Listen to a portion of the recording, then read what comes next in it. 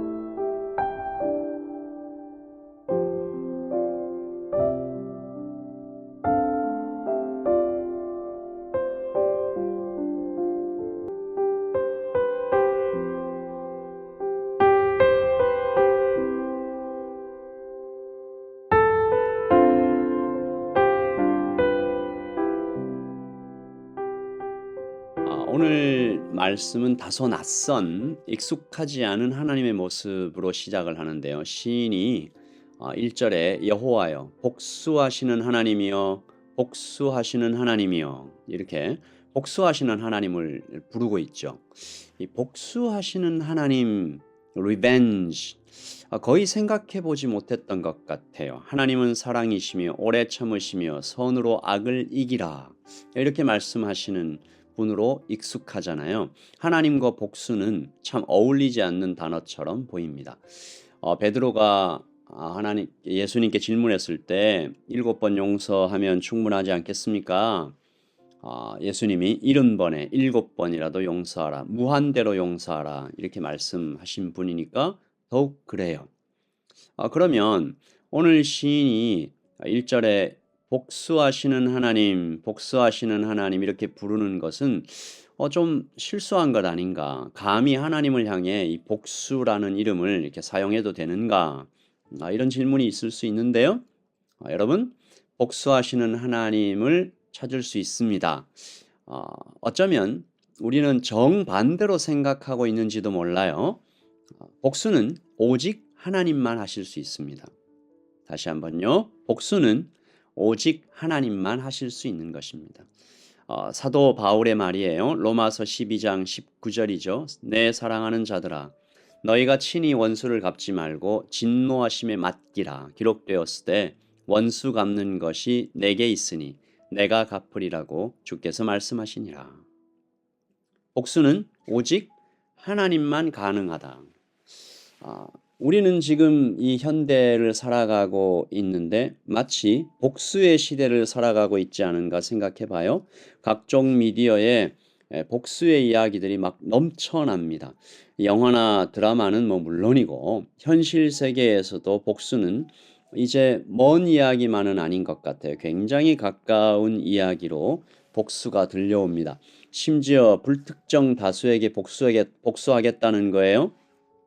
묻지마 폭력을 휘두르는 사람들이 왜 그랬냐 물어보면 복수를 말합니다. 그냥 길 가는 정말 아무 관련 없는 참 순박하고 어, 정말 순수한 그런 사람들에게 그냥 폭력을 휘둘러 놓고 복수라고 얘기해요.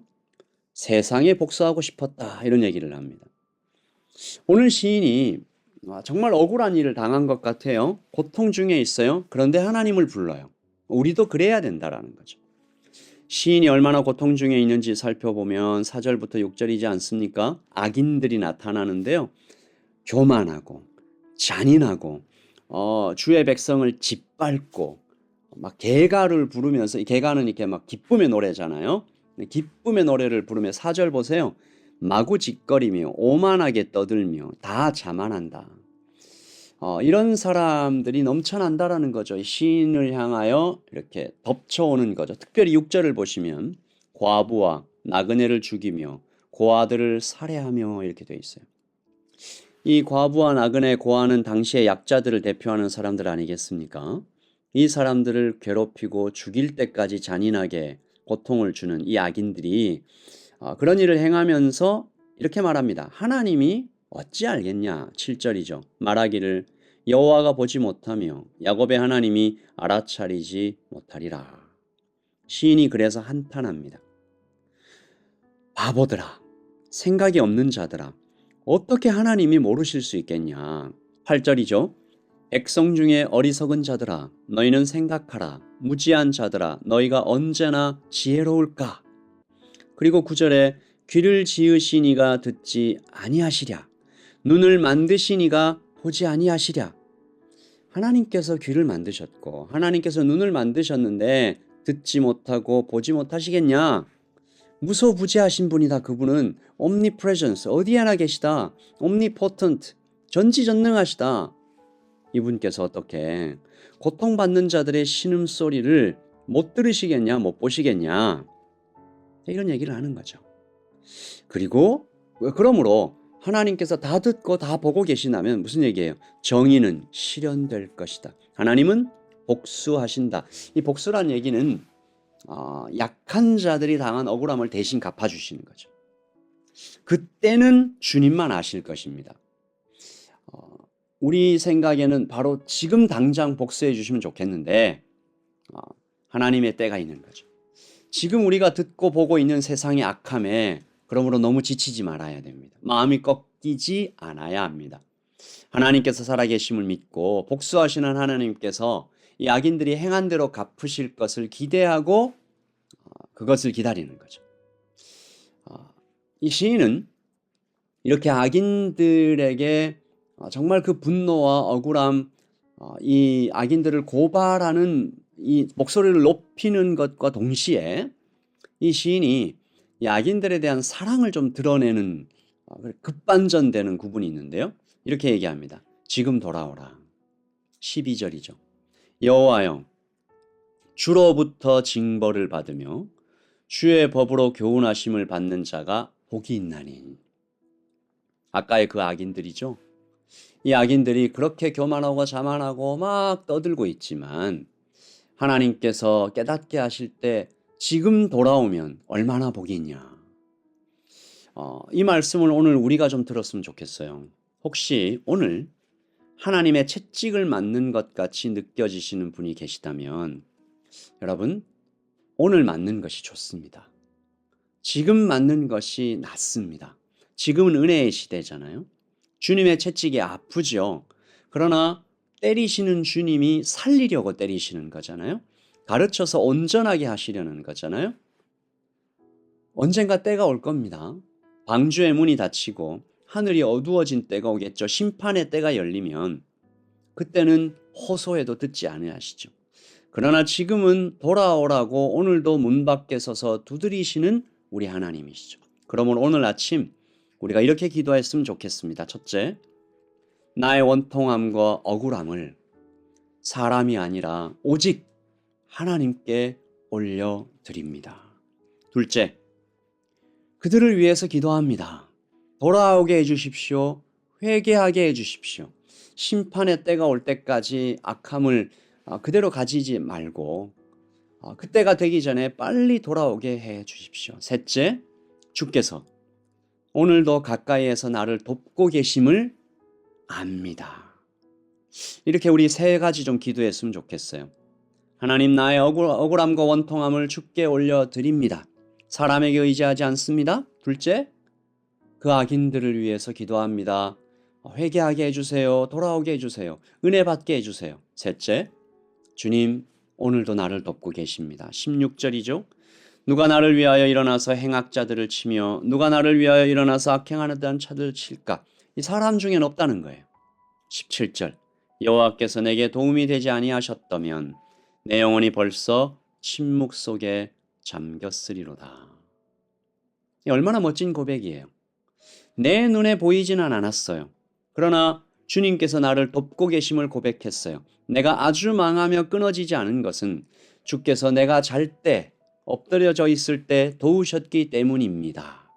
내가 마땅히 빌바를 알지 못하고 낙심해 있을 때 말할 수 없는 탄식으로 나를 위해 기도하셨던 주님이 계셨기 때문에 내 영혼이 침묵 속에서 일어나서 주님을 찬양할 수 있게 되었습니다.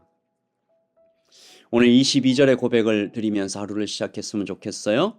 여호와는 나의 요새시요 나의 하나님은 내가 피할 반석이시라. 아멘. 우리 아까 드렸던 기도하고자 했던 이 세 가지를 좀 기도하면서 하루를 시작하십시다. 기도하겠습니다. 하나님, 오늘 우리 형제와 자매들의 원통함과 억울함을 주님께 올려드립니다. 사람 찾지 말고 주님께 올려드립니다. 주님, 그리고 우리 성도들이 그 악인들을 위하여 하나님께 중보 기도할 수 있는 넉넉함과 사랑을 허락하여 주시옵소서. 돌아오게 해주십시오. 회개하게 해주십시오. 그리고 주님께서 그 악인들의 위협 속에서도 나를 지키고 보호하고 계심을 믿으며 나아가게 해 주시옵소서. 내가 마땅히 빌바를 알지 못할 때 말할 수 없는 탄식으로 나를 위해 기도하시는 주님을 바라보게 해 주시옵소서. 주님, 오늘도 우리를 붙드시고 우리를 위하여 아파하시고 우리를 위하여 희생하시고 죽으시고 부활하신 예수 그리스도의 이름으로 기도합니다. 아멘. 여러분, 오늘도 우리 곁에 계시고 우리와 함께 계시고 영원히 우리를 지키시고 보호하실 주님의 평안 속에 깊이 잠기시기를 예수님의 이름으로 축복합니다. 샬롬.